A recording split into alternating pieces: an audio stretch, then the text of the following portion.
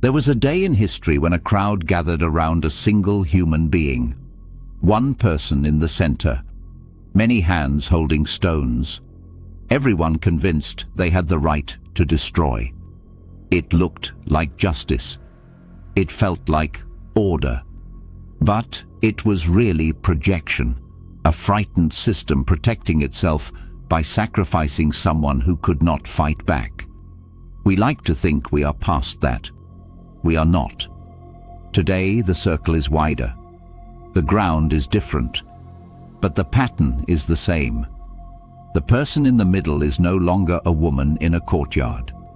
It is the migrant, the refugee, the asylum seeker at the edge of a border. A human being who has already lost almost everything, standing before nations that behave as if they have lost nothing at all. We do not throw stones with our hands anymore.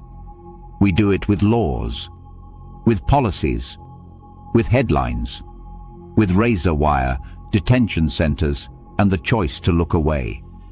And here is the contradiction almost no one wants to name. The countries throwing the hardest stones are themselves built on journeys, invasions, escapes, voyages, and visas.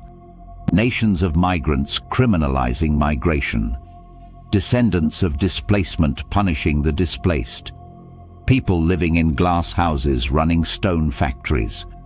Every time a boat goes down, every time a family is split at a border, every time a child grows up in a camp they never chose, we are back in that circle, watching a vulnerable person stand alone while the powerful debate if their life is worth the risk of compassion. But if the same question were asked today, who among you is without fault? What country could answer yes? Which government could claim its history is clean of war, extraction, climate impact, or interference that pushed others into crisis?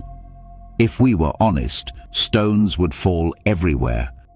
Because migrants are not the scandal. They are the mirror.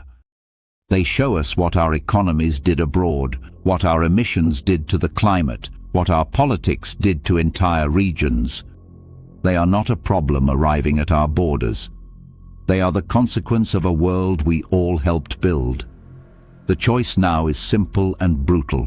We can keep perfecting the art of clean, polite cruelty. Or we can build systems that meet people on the move with structure, safety, and a chance to breathe like human beings again. This is where Harbour of Mercy stands. Not at the center of the circle with the accused, not in the crowd with the stones, but in the space in between, saying to nations, institutions, and systems, you do not have the moral right to dehumanize what you helped create.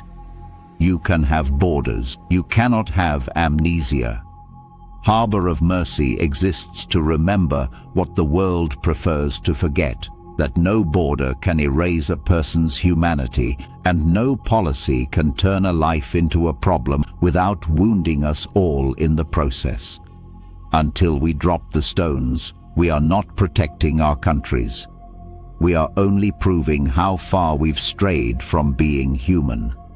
Harbour of Mercy, a reformer of the ancient path, restoring soul, restoring order, restoring humanity.